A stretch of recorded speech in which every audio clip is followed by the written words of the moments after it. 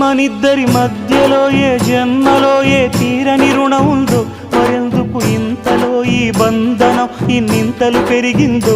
అమాయకమైన నీ చిన్నారి నవ్వును ఏ తల్లి కందో, ఇటే నీ దారి ఉందని నిన్ను ఏ సుడి గాలి పంపిందో.